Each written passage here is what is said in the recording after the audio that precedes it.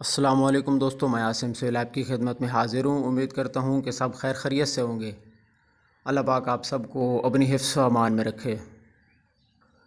دوستو، آج ہم آپ کو بنفشہ کے فوائد اور اس کا کہاں استعمال ہوتا ہے، اس کو کتنے ناموں سے جانا جاتا ہے اور اس کے کیا نقصانات ہیں، یہ سب آج کی ویڈیو میں ہم آپ کو بتائیں گے۔ لیکن اس سے پہلے اگر آپ ہمارے چینل پہ نئے ہیں تو ہمارے چینل کو سبسکرائب کر دیں تاکہ ہماری جو آنے والی ویڈیو ہے وہ سب سے پہلے آپ تک پہنچتی رہے۔ اس کے علاوہ فیس بک پہ ہمارا پیج بنا ہوا ہے ڈاکٹر عاصم ہربل کے نام سے، اسے بھی فالو کر لیں۔ دوستو، اسے عربی میں فرفیر کہتے ہیں جبکہ فارسی میں اسے کوکاش کہتے ہیں، سندھی میں بنفشو اور انگریزی میں اسے وائلڈ وائلٹ کے نام سے جانا جاتا ہے۔ اس کا مزاج سرد تر درجہ اول ہے اور قلب کے لیے مضر ہے۔ اس کا بدل برگ خبازی، گاؤ زبان اور اصل السوس ہیں۔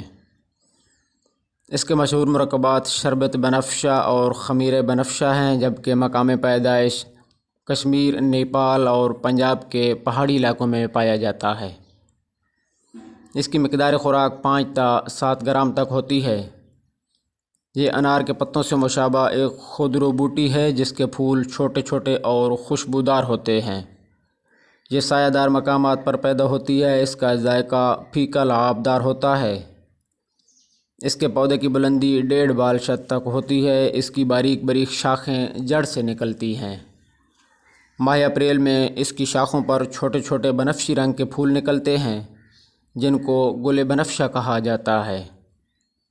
اکثر دیکھا گیا ہے کہ بنفشہ کے پودا کے ساتھ ساتھ مشک بالا نامی پودا بھی پیدا ہوتا ہے، اس لیے ضرورت کے وقت ان کی اچھی طرح شناخت کے بعد استعمال میں لانا چاہیے، کیونکہ دونوں دیکھنے میں ایک سے ہوتے ہیں۔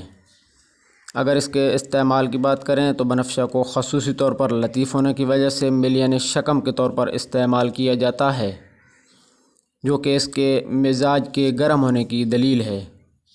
اسی طرح بنفشہ خشک صفرا کو خارج کرتا ہے جو معدہ اور آنتوں میں بند ہوتا ہے، نزلہ و زکام کو روکتا ہے، نمونیا اور پسلی کا درد اور درد گردہ میں نافع ہے۔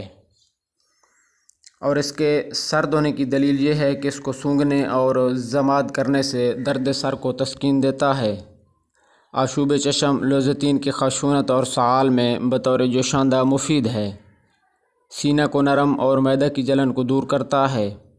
بنفشہ میں حرارت کم ہونے کی وجہ سے مسکن جگر ہے۔ خون کی حدت کو کم کرتا ہے، حمیات کو تسکین دیتا ہے۔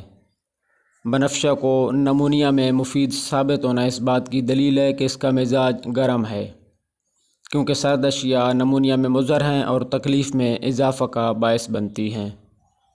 تازہ بنفشہ کو سونگھنا منوم ہے، جبکہ اس کا تیل مقعد پر لگایا جائے تو بہت نیند لاتا ہے۔ قبض کو دور کرنے کے لیے اس کے پھولوں کا سفوف یا گلقند بنا کر استعمال کیا جاتا ہے۔ اس کا خمیرہ اور شربت بھی بنایا جاتا ہے۔ دوستوں، میں امید کرتا ہوں کہ آج کی ویڈیو آپ کو پسند آئی ہوگی۔ دعاؤں میں یاد رکھیے گا۔ جزاک اللہ خیرہ۔